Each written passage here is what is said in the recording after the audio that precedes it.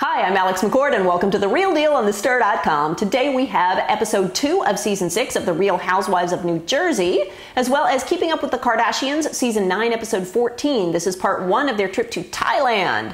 Also, we have episode 5 of Botched. Let's start with The Real Housewives of New Jersey. Do you know what we have here? We have a New York City season 5 problem. With Caroline, Jacqueline, and Kathy all gone to varying degrees, and 3 new cast members, the fans have whiplash. And in a way, it's 4 new cast members because Dina Manzo has to be completely reintroduced. Last night we saw that we, the viewers, know Melissa much better than Dina does. So 2 episodes in, and it is all about Meet the Cast and the Giudices. And it's clear that Teresa and Joe don't want to talk with any of the other cast members about their issues, so we only have other cast members talking behind Teresa and Joe's back, or Teresa and Joe talking to each other one-on-one. In the solo Teresa and Joe scenes, at the moment, it absolutely looks like the editors have picked a winner. And of course they would pick Teresa because she is the housewife, not her husband. We see Teresa talking about crying herself to sleep and about trying to be strong. Now that's all well and good, but let's not forget that the reason she is crying herself to sleep and the reason she needs strength is because she committed criminal acts. On the flip side, Joe Giudice, oh my gosh, the sound bites. He wishes they didn't have these little issues. He's happy he has a strong wife. Let's keep making money. That's what this family is all about. And until they go to court and prove themselves not guilty, people can say what they want. I mean, by keeping all this stuff in there, is Bravo itching for him to go to jail? In a way, for Joe's sake, I hope that nobody connected with their sentencing is watching this season so far, because this is not making Joe Giudice look good. But let's move on to Melissa and Joe. There's a weird sort of attempt at a gotcha moment here with a flashback to reunion footage of Melissa Gorga saying that the reason they want to move is so that they won't have their children be around the Giudices. Then it's back to this season where they're breaking ground on a new house and saying, no, the reason is because they wanted to be closer to Joe's business, Joe Gorga that is, and back in Franklin Lakes. None of this really makes sense. Now, there have been several attempts at exposing the Gorgas online. If you read the tabloids, people are accusing them of never selling their previous house, but the bank took it or they modified it. We don't really know what's going on there. My take on all of this is that reality television editors are masters at creating doubt and making little things seem like big, huge, enormous things on screen. I don't know what they were trying to do with the flashback footage, except perhaps to illustrate that Melissa has changed her mind. In any case, we do know that the Gorgas are in a rental, which brings up a viewer question. Nathan asked, nerdy housewives question, if Gorga home is a rental, does that affect filming? Don't the cameramen put holes in the walls, mess with the wiring, etc.? Well, first of all, Nathan, that's not a nerdy question at all. Thank you for asking it.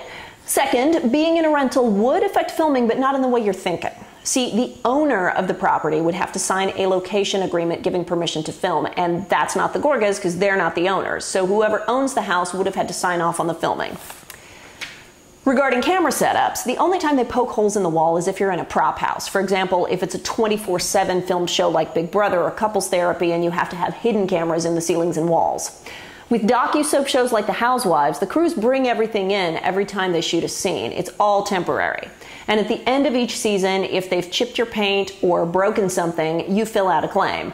And they deny it. And you argue. And eventually it gets covered or not. It's like health insurance or a company expense report. Next, let's talk about the newbies. My 2 favorite new cast members are Reno and Sal. Wait, who are they? Well, Reno is Teresa's restaurant-owning husband, and Sal is Teresa and Nicole's father. Reno is awesome because we can all see that he is one step away from crazy.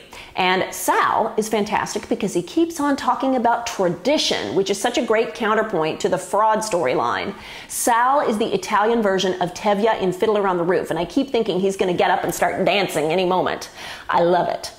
Also, Reno and Teresa's son Giovanni gets an honorable mention because he seems like a good kid.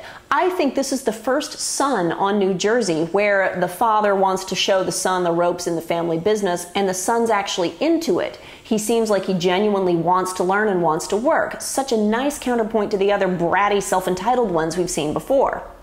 So far, I could not care less about Teresa and Nicole. Oy, but we'll keep them for now so that we can keep the husbands, sons, and fathers. Finally, Amber Marchese is providing comic relief. She is getting it in the throat from the editors, isn't she? In her confessional interviews, all we hear is that she insists everything be perfect and controlled for her children, which is the perfect voiceover to play over B-roll of her children stepping on each other's throats and destroying gingerbread houses. Also, there was a soundbite that didn't really make sense to me for Amber. She said in a confessional at one point that she survived 9/11 and cancer.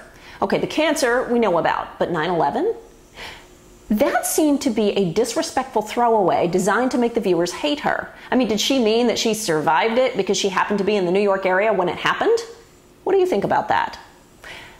Finally, another viewer question. Lou asked, according to Dina, they edited her explanation about not having a good Valentine's Day and made it about Christmas instead. Discuss tomorrow. Well, Lou, that happens all the time in reality TV editing, and there's a term for it. It is called frankenbiting. Frankenbiting is creating a sentence out of multiple sentences from different days or filming periods to create something that the cast member never said, or to change the meaning or the focus of what was said.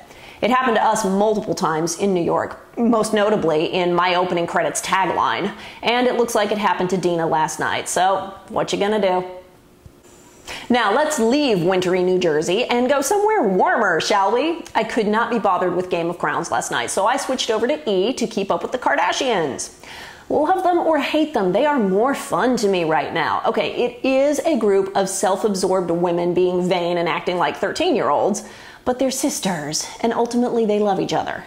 Also, we've got glamour. For those of you disappointed with the New York girls going to Montana this year, Thailand fits the bill. Oh my goodness, you should be watching this because it's exquisite. So, most of the Kardashian family goes to Phuket, Thailand, and half of them are complaining and the other half are naked or getting into car accidents.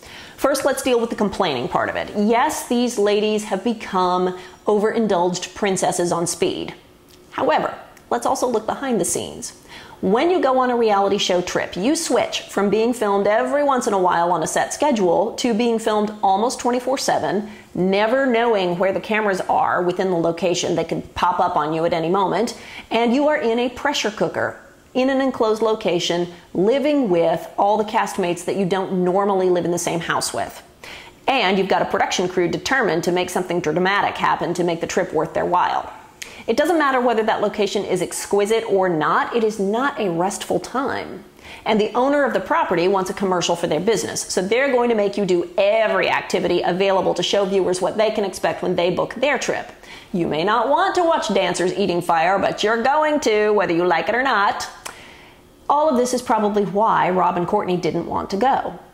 Now, in an interesting twist, Bruce is using his trademark desire to be active to kind of help the crew shepherd and herd the cast into doing the activities they're meant to be doing. Although, of course, all Kim wants to do is shoot naked selfies. Now, this was interesting to me, but not for the reason you may think.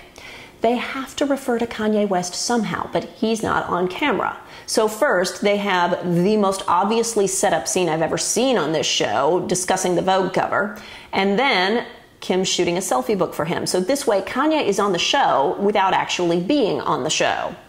We also had a cute moment of Brody Jenner walking in on Kim. Now, I don't believe for a second that he actually turned around and went back in. I think they used the footage of him walking through 2 or 3 times over music and voiceovers. In any case, we get to see more of beautiful Thailand next week, but let's go over and look at Botched. At this point, I don't know that there's that much left to cover on Botched because we're kind of into a rhythm. Each week, doctors Paul Nassif and Terry Dubrow see 3 patients. 2 they operate on, 1 they reject. The most interesting thing I saw this week was actually the rejected patient, the Madonna impersonator. See, up to this point in the series, the patient who doesn't get surgery has usually been mocked and destroyed in the editing process.